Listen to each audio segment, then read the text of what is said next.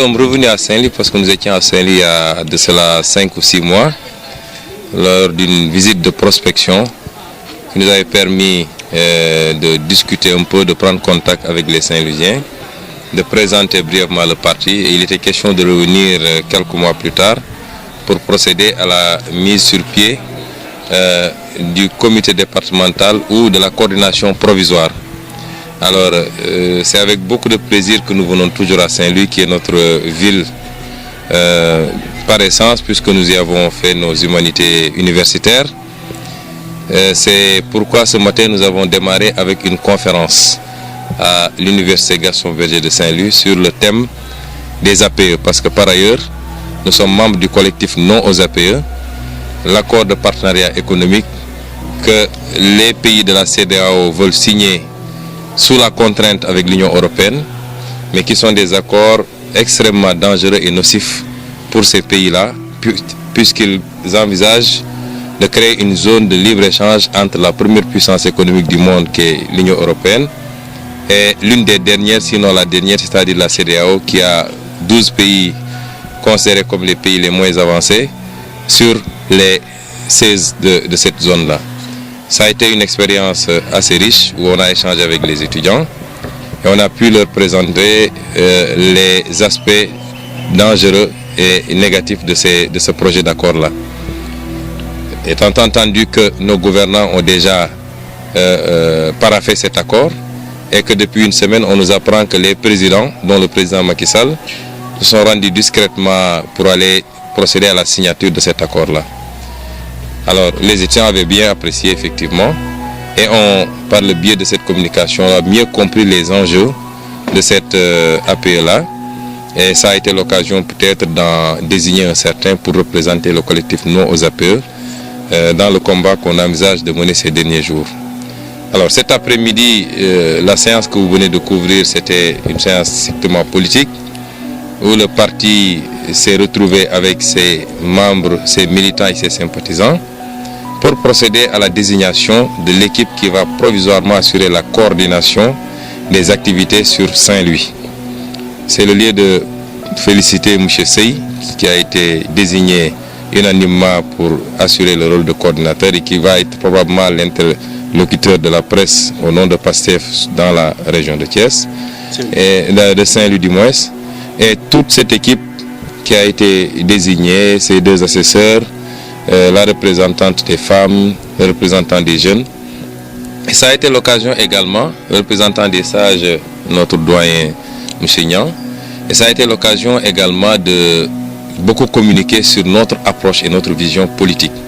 Parce que, comme vous le savez, PASTEF se veut un parti totalement différent, non pas simplement par le discours, mais par les actes qu'il pose. Et en cela, nous pensons que l'un des premiers et grands chantiers, c'est de démarchandiser la politique, de la démonétariser, si l'expression passe, parce que nous considérons que l'un des gros fléaux de la politique au Sénégal, avec ses impacts extrêmement négatifs d'ailleurs sur le fonctionnement de l'État, parce qu'on gouverne comme on a fait la politique sur le terrain, c'est cette tendance-là, sur la base d'un enrichissement douteux, pour ne pas dire carrément sur la base d'un enrichissement basé sur le détournement des deniers publics, à jouer à acheter la conscience des Sénégalais, à jouer à éviter que les Sénégalais se réveillent et comprennent. Et ça a une interaction extrêmement négative sur les politiques publiques, parce que justement, l'argent des Sénégalais, l'argent du contribuable, les impôts que nous payons et qui étaient destinés à entreprendre des politiques publiques dans le domaine de l'éducation, des infrastructures, les politiques agricoles et tout ce que vous voulez, une partie de cet argent est détournée pour enrichir des classes politiques et pour leur permettre de s'aménager des matelas financiers pour mieux faire la politique. Alors nous, PASTEF, nous envisageons de faire la politique autrement. Et c'est pourquoi nous avons tendance à dire que nous faisons de la politique citoyenne d'ailleurs. Et nous pensons qu'il est temps que les citoyens comprennent. Vous allez dans les grandes démocraties, personne, aucun homme politique n'ose venir proposer aux citoyens français, américains, italiens de l'argent en contrepartie d'un vote. Il est temps que le peuple comprenne que voilà des aspects qui ont toujours trahi et dévoyé un peu le choix démocratique et qui fait qu'on a l'impression de patauger ou de faire du surplace, sinon de reculer carrément, parce que on choisit des hommes non pas sur la base de leurs valeurs, de leurs compétences, de leur discours, de leur probité, mais on les choisit parce que simplement ils ont été là, ils sont venus avec des valises d'argent, ils sont venus avec du riz, etc., etc. Et nous, la jeune génération politique, nous devons de rompre avec ces pratiques-là et mobiliser des citoyens autour de la notion fondamentale du patriotisme. Il nous faut revenir à cela. On ne fait pas de la politique pour être milliardaire, on fait de la politique pour servir son pays, pour servir sa localité, au détriment de sa santé, au détriment peut-être de ses propres ambitions personnelles, mais c'est cela la politique, et vu sous cet angle-là, il n'y a rien de plus noble. Vu sous cet angle-là, il n'est pas possible de dire que la politique est sale, encore moins de dire que les politiciens sont sales. Mais justement, vous soupçonnez le président Macky Sall. Pourquoi j'ai parlé au conditionnel en disant qu'on nous aurait appris, qu'on nous a appris que, à l'exception du président nigérian, du président mauritanien et d'un troisième que je ne retiens plus, le Gambien du moins, les autres se seraient rendus en Europe pour aller signer l'accord. Et nous trouvons ça dans un site aussi sérieux que le site de Endakassit, qui est une organisation quand même internationale sérieuse et reconnue. Mais pour le moment, je parle au conditionnel. Et nous disons, justement, sur les APE et sur beaucoup d'autres choses, nous très tôt, on a dit que nous invitons les autorités à faire des APE un débat public, parce que ça engage tous les Sénégalais. Vous voulez signer un accord qui risque de compromettre toutes les chances de développement intégré de nos peuples. Vous ne pouvez pas mettre en compétition l'industriel sénégalais avec l'industriel français ou avec l'industriel allemand. Il est évident que nous n'avons aucune chance. De la même manière que l'agriculteur et tout ce qui peut s'en suivre. Et nous pensons que c'est un débat national qui doit s'ouvrir. Ça ne peut pas être une affaire du président de la République et de son ministre du Commerce. Il faut que ce soit un débat ouvert. Que les partisans du pour acceptent de croiser le fer avec les partisans du contre dans des débats ouverts et que le peuple puisse comprendre quels sont les enjeux. Ce n'est pas seulement par rapport aux APE. Nous avons vu tous les débats qu'il y a aujourd'hui autour de la gestion du pétrole qu'on aurait découvert au Sénégal. Il faut que le contrat de recherche et de partage de production qui a été signé par l'État du Sénégal avec les entreprises pétrolières soit rendu public. Et c'est une exigence du pacte de transparence de l'UEMOA qui dit que désormais, tous les accords signés dans le cadre de la gestion des ressources humaines doivent être, le pacte de transparence et de bonne gouvernance, tous ces accords-là doivent être rendus publics et que vous, à travers un seul clic, vous pouvez entrer dans le site du gouvernement pour savoir comment est-ce que nos ressources minières, nos ressources pétrolières, toutes nos autres ressources sont gérées. Nous avons exigé également que l'accord sur la fameuse affaire ArcelorMittal soit rendu public. C'est des exigences de transparence simplement. Et aujourd'hui, il se susurre que le président Macky Sall aurait signé. Nous disons, ce qui est sûr, c'est qu'ils avaient paraphé depuis le 10 juillet 2014. L'Union européenne s'est réunie et a, de son côté, procédé à la signature depuis le 17 décembre 2014. Ça ne me surprendrait aucunement que nos présidents aient signé ces accords-là. Maintenant, qu'est-ce qu'on envisage de faire? Nous sommes membres d'une coalition, d'un collectif qui s'appelle Collectif Non aux APE. Dans lequel du moins vous retrouverez des organisations de la société civile telles que le Y en a marre, le M23, le collectif des blogueurs du Sénégal. Vous retrouverez des formations politiques telles que PASTEF. Dans cette semaine-ci à venir, c'est vrai qu'à côté il y a une coalition également et que la jonction est en train d'être faite à ce niveau-là, mais même cette semaine-ci, une demande d'autorisation a été déposée à la préfecture de Dakar pour organiser une marche pour dire non aux APE. Il y a un plan d'action dont vous serez informés ultérieurement, mais nous sommes décidés à mener ce combat jusqu'au bout parce que nous considérons que ces accords-là, c'est du néocolonialisme. Ces accords-là, c'est une tentative de vassaliser nos États et d'annihiler toute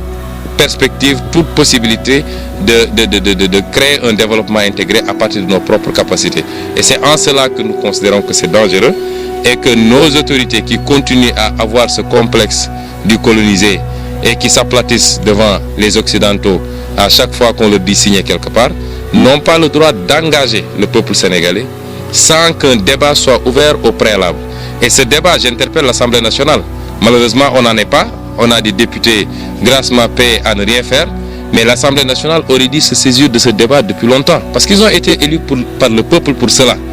Et poser le débat, étudier sérieusement cette question des APE-là. Et on se serait rendu compte que quand même il y avait à boire à manger par rapport aux intérêts du Sénégal et de toute la zone CEDEAO. ci benn ci problème yi ñu am ñun ci suñuy démocratie mooy dañuy am ay njiit yoo xam ne dañoo tàmm di engagé peuple bi te duñu mus a wax ak peuple bi ba leeral leen li ñu leen di engagé lu mu. barki Dembo Ndiaye lañ fi dem Paris dem ne signé nañu ay engagement pour 3927 milliards loo xam ne bor la ci Sénégal waxuma la ñun waaye suñuy sët sax dinañu toog di fay bor boobu te amul benn concertation bu ñu def ak peuple Sénégal te yàlla xam na ni amoon nañu capacité interne su doon gérer nañu li ñu yàlla jox niñ ko war a gérer am nañu capacité am lu ëpp loolu waaye ñu ngi koy pasare bis bu nekk jël ay secteurs yoo xam ne secteur porteur la lu mel ni secteur mini wala secteur yu mel noonu ñu ne duñu fay dara ci impôt bañ a réformer code des mines bi tey yenn kilifa yenn borom doole yi ci homme d'affaires ku leen bind impôt ñoom ñu taxaw effacé ko yooyu yëpp doon loo xam ne liñ ci mënoon am rek ëpp na lii ñu dem lebi mais amul benn sénégalais boo xam ne consulté nañ la assemblée nationale bi fi toog a réew mi sax consulté wuñ ko gis nañ yu mel noonu ci leneen ak leneen moo tax ñun toujours li ñuy demandé ndax Sénégal dafa bokk ci UEMOA dafa def charte de bonne gouvernance charte de bonne gouvernance boobu dafa am règle yi mu andi bokk na ci yenn contrat yenn convention yenn traité yu état di signé te muy engagé peuple bi ci am-amam ak ci mën-mënam dañ ko war a rendre public ba yow mii ak man mi ma xam ni kii ñu jiite engagé na ma ci lii ndax suñuy impôt moo koy fay après donc ci noonu li ñuy signé ci wàllu pétrole war nañ koo publier Sénégal yëpp xam li ñuy signé ci lu mel ni dossier ArcelorMittal war nañ ko publier Sénégal yëpp xam lu mu doon engagement yi ñu jël Paris war nañ koo publier Sénégal yëpp xam lu mu doon waaye lii ñu wax nii nga xam ne mooy danger bi gën a rëy mu accord de partenariat économique yi dañ ko war a publier mais mieux encore dañoo war a ubbi débat national ndax loo xam ne lenn ci ay sénégalais ndax domaine bu technique la sénégalais yi ko xam bëriwul mais lenn sénégalais ci ñi ko xam te mën peeg ko nee nañu lii baaxul ci réew mi ba créer ay collectif ak ay coalition ñoom seen ministère du commerce ak ñoom président de la république ñoom ñoo ne baax na ci réew mi mais nañu ubbi débat national yéen journalistes yi ngeen arbitré ñu wax peuple bi ku nekk défendre say argument soo demee tey Europe accord de partenariat Europe yi Union européenne bëgg a signé ak États-Unis wala yi mu bëgg a signé ak Canada tey débat national la ci Europe et am na loo xam ne dañu dem ba nit ki société civile européenne moo jóg taxaw ne lii duñ ko def ñu delluwaat gannaaw moo tax boobu ba léegi mënuñu ko signé mais ñun suñuy réew lan moo tax le peuple bi nga xam ne ñoo leen fi teg ñoom mënuñu fexe ba taxaw ak ñoom jox leen ay explication ci actes yi ñuy posé te muy engagé peuple bi loolu njaaxum la te loolu opacité la ci gestion moo tax nun ñu ne nee nañu signé nañu am na ay firnde am na ay information yoo xam ne dañ koo jëlee ci ñu wóor ñe dem nañu signé te yégaluñu ko nit ñi moo tax damay wax au conditionnel mais su dee def nañ ko def nañu lu rëy mais xam nga lu mel noonu accord bu mel noonu day am valeur de traité moo tax signé ko ñoom doyul il faut assemblée nationale maintenant voté ko ratifié ko moo tax ñun fi mu toll nii assemblée nationale la ñu interpellé parce que su dee exécutif bi fayir na ñun législatif bi la ñu wax ndax ñoom ñooy ratifié damay faral di wax ni sénégalais yëpp war nañoo xam ni li leen taxoon a jóg le 23 juin accords yi ñoo ko gën a dangereux donc bu jotee ba ñu ne mbir mi saisir nañ assemblée nationale mboolam kuy sénégalais di patriote di citoyen da nga war a génn ñu dem taxaw ci kanamu assemblée nationale des députés yi bu leen ratifié lii.